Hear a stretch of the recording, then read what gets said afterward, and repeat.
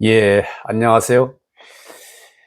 배움과 사색의 누리, 월인 TV의 월인 최시선입니다. 반갑습니다. 예, 제가, 훈민정음 비밀 코드와 신미대사에 관해서 1부와 2부로 나누어서 강의를 한 적이 있습니다. 이어서 훈민정음 비밀 코드를 찾아서 라고 해서 현장을 찾아갔지요. 신비대사와 관련된 유적지라고 할까요? 이제 그런 곳을 다녀왔고요. 이어서 다섯 번째로 오늘 말씀드릴 것은 세종 영릉에서 실륵사까지라는 주제로 말씀을 드려볼까 합니다. 예, 세종 영릉 뭐죠? 세종대왕릉을 말하죠. 예, 제가 사실은 젊었을 때 더 번 갔다 왔지만은 제가 훈민정음을 공부하고 나서 다시 가니까 아주 의미가 새로웠습니다. 예, 영릉은 많습니다. 그런데 이 여주에 있는 이 영릉은 꽃뿌리 영자를 써가지고 영릉이라고 하지요.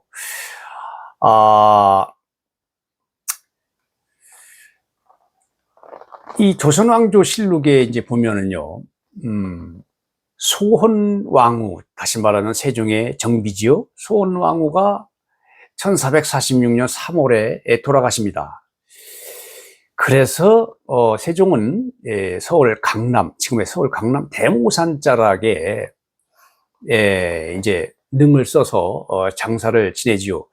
이 장례를 주관한 분이 바로 신미대사입니다. 1446년 5월 실록 기사에 보면 그런 대자암 법회 이런 것들이 나오거든요.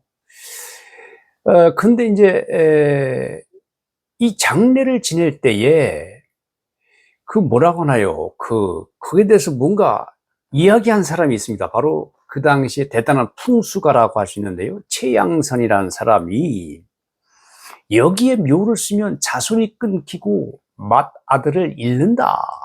절사, 손장자 이렇게 표현을 하거든요. 예. 그러나 세종은 그렇건 말건 간에 왕후의 장례를 이렇게 거기다 서울에다가 치르지요. 그런데 이상한 일이 벌어지죠.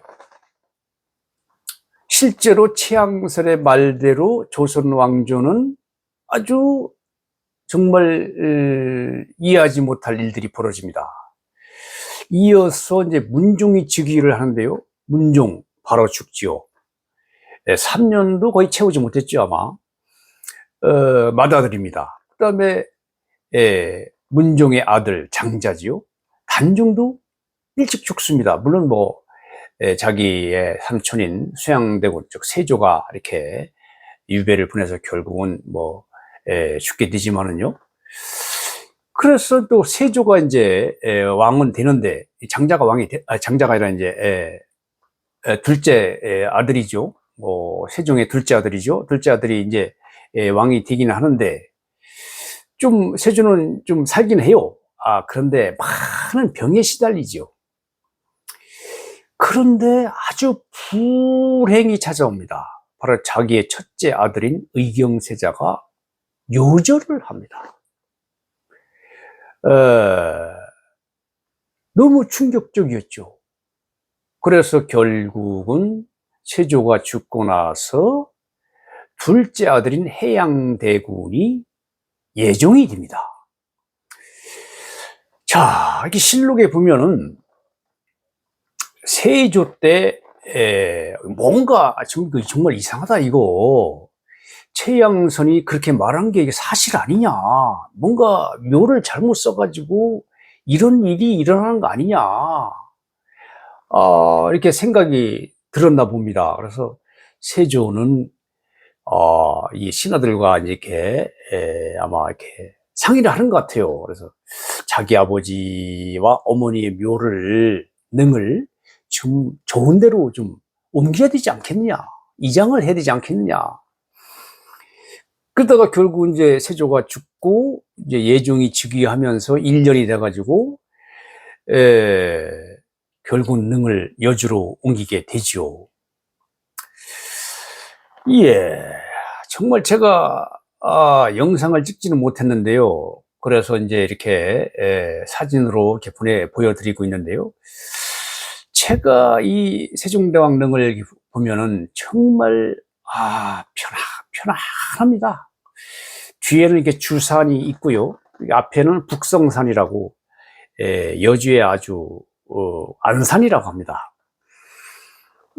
또 좌청룡 우백호라고 하죠. 이렇게 좌우에 아주 이렇게 뭔가를 이렇게 외호하는 듯한 그러한 뭔가 그 풍수가 이렇게 느껴지더군요. 근데 참 저는 또 감동하는 것이요. 이 세종이 참 여러 가지 업적을 남기신 것도 있지만 그 중에 뭐 한글은 훈민정음은 말할 수도 없죠. 근데 참 세종이 얼마나 애민정신이 참 강했느냐, 이걸 저는 이 능에서도 볼 수가 있습니다. 우선 합장한 것도 그중 하나라고 봅니다. 이 세종대왕릉은 조선에서 최초의 합장릉이라고 합니다. 예. 그리고 그 웬만하게 보면은 이제 그 12지석을 갖다가 이렇게 능을 이렇게 두르고 아주 대단한 치장을 하죠. 그런데 그냥 난간성만 이렇게 두르게 하고요. 그리고 그 합장릉이라는 걸 표시하기 위해서 그 혼유석이라고 그래가지고, 혼유석, 그러니까 혼이 나와서 놀 수 있는 돌이라고 그래서 이제 혼유석이라고 하는데, 그거를 양쪽에 하나씩 놓습니다. 이게 보이죠? 뭐 그런 걸 갖다 놨다든지, 많은 어떤 자기의 어떤 무덤에 대해서 백성들에게 폐를 끼치지 않으려고 하는 그런 모습들이 보인다는 거죠. 참, 그래서 보면은, 정말 세종은 정말 위대한 분이다, 이런 생각을 하는 겁니다. 예. 일설에 의하면 이 세종릉을 여주로 이장했기 때문에 조선이 100년은 더 존속할 수 있었다. 글쎄입니다. 저는 글쎄다입니다. 저는 그보다 위대한 성군 세종이 있었기 때문에 조선이 500년 가까이 가지 않았겠는가, 이런 생각을 합니다. 저는 세종이 누워있는 곳을 향해서 합장 반배를 했습니다. 국조 올해의 예에 의하면 국궁 4배를 해야 되는 거죠. 근데 들어갈 수가 없게 만들어 놨어요. 절하고 싶습니다. 저는 절하고 싶은데, 그래서 밖에서 그냥 이렇게 합장하고 예를 올렸는데요. 제가 세종대왕께 질문을 던졌습니다. 대부분 도전적인 질문인데요. 정말 훈민정음을 혼자 만드셨습니까? 에이, 이 사람아, 내가 어찌 혼자 그 어려운 문자를 만들 수 있겠는가? 주변 사람이 많이 도왔지. 가장 큰 도움을 준 사람은 누구입니까? 그건 말할 수가 없다네. 아니, 왜요? 지금은 조선시대가 아닌데요. 조금만 기다리시게. 내가 말하지 않아도 다 알게 될 걸세. 예, 제 혼잣말입니다. 아무리 누가 뭐래도 훈민정음은 세종의 기획작품이죠. 임금님이 마음 먹지 않았으면 이런 일을 감히 누가 하겠습니까? 예, 그런 의미에서 훈민정음은 세종의 작품입니다. 바로 이어서 신륵사를 가보았습니다. 참 특이하게도 남한강변에 위치한 절이죠. 신륵사는요, 고려 3대 화상 중에 한 분인 나홍성사 덕분에 유명하게 된 절입니다. 나홍선사, 제가 말씀을 드렸는데요. 정사는 나를 보고 말없이 살라하고, 창공은 나를 보고 티없이 살라하네. 탐욕도 벗어놓고 성냄도 벗어놓고 물같이 바람같이 살다가 가라하네. 이런 선시를 남긴 분으로 유명한데요. 나홍은 공민왕의 왕사였습니다. 그의 제자가 무학대사죠. 무학대사 누구입니까? 바로 조선 태조 이성계의 스승이죠. 이 무학대사의 또 제자가 바로 함어당 함어득통 기화스님이죠. 이 함어당의 또 제자가 바로 신미대사입니다. 그러니 여기 신륵사는 신미대사와 깊은 관련이 있지 않을 수가 없는 겁니다. 신미대사의 스승과 스승의 스승께죠. 뭐 조부쯤 되는 거죠. 그분이 이 신미대사를 일으켜 세웠으니까요.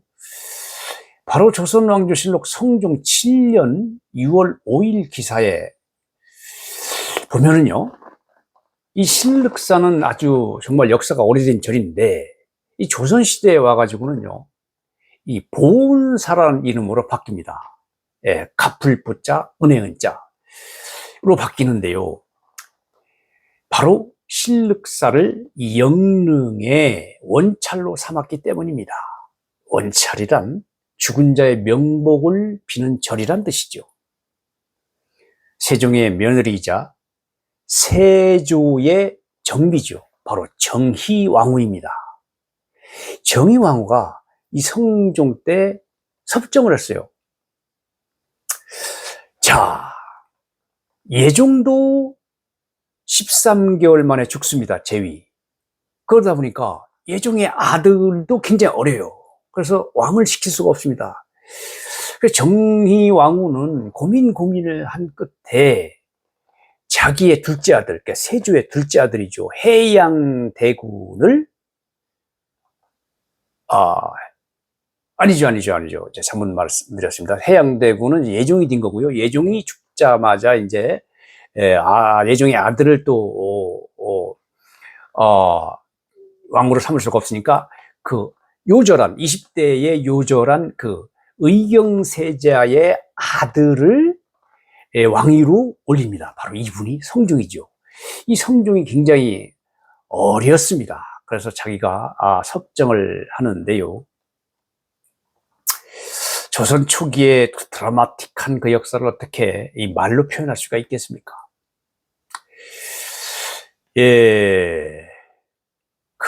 어떻게 보면은 이렇게 쭉 이어진 걸 보면은 최양선의 말이 참 맞는 것 같고요. 그러고 나서 이제 아마, 이 영릉이 들어서면서부터 아마 이제 안정을 되찾은 것이다. 이 안정을 되찾은 건 바로 성종 때인 것 같습니다. 정희왕후, 잠깐 말씀드리면요. 패비 윤씨, 다 아시죠? 윤씨, 그러니까 성종의 비인 윤씨를 패비를 시킨 장본인 아닙니까? 그래서 그 다음에 연산군이 나오지 않습니까? 이 연산군과 할머니 정희왕후의 그 갈등, 아주 드라마의 단골이었죠. 근데 이 신미대사는 이때의 속리산 복천사에 있었습니다. 그리고 정희왕후하고는 아주 각별하지 않을 수가 없었습니다. 왜냐면요, 자기의 남편인 세조가 스승으로 삼는 분이, 스승으로 예우하는 분이 바로 신미대사였기 때문이죠. 실제로 정희왕후는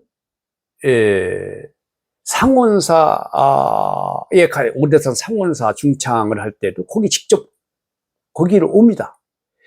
신미하고는 굉장히 각별한 사이일 수밖에 없어요.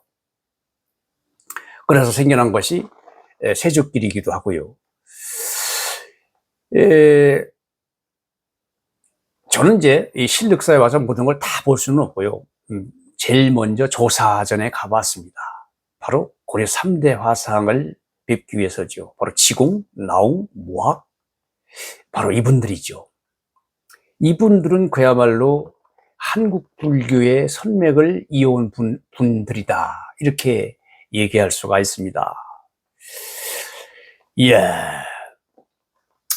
저는 신미대사가 뭔가 역할은 한 것 같은데, 이 한글 탄생에 역할은 한 것 같은데, 이 뭔가 장막에 가려져 있다. 초기 훈민정음 보급에 혁혁한 공을 세웠음에도 잊히고 조명받지 못한 분이다. 왜냐하면 유자들이 가만히 두지를 않았잖아요. 뭐 죽이라고까지 했으니까요. 그런데 저는 이렇게 신미를 평가하고 싶습니다. 남이 알아주지 않아도 서운해하지 않는 사람. 제가 나중에 또 논어에 대해서도 말씀을 드리겠지만, 논어에서 말하는 군자 1호다. 이렇게까지 저는 말씀을 드리고 싶습니다. 저는 여기 신륵사를 보은사로 명칭을 바꿀 때에도 신미대사가 역할을 하지 않았을까? 정의왕후가 신미대사한테 자문을 구하지 않았을까? 이런 생각을 합니다. 전탑에 올라가 보니, 전탑을 하는 게 이렇게 이제 벽돌로 만든 탑인데요. 아주 멋있습니다. 전탑에 올라서 이렇게 남한강을 이렇게 바라보니까 강폭이 참 넓습니다. 아마도 이 비가 많이 와서, 요즘 비가 많이 와서 이게 물이 많이 늘어난 것 같아요. 강물은 말없이 흘러갑니다. 역사도 도도히 흘러가죠. 이상 여주의 이 영릉과 신륵사에 대해서 말씀을 드렸습니다. 저는 어린 최시선입니다. 네, 고맙습니다.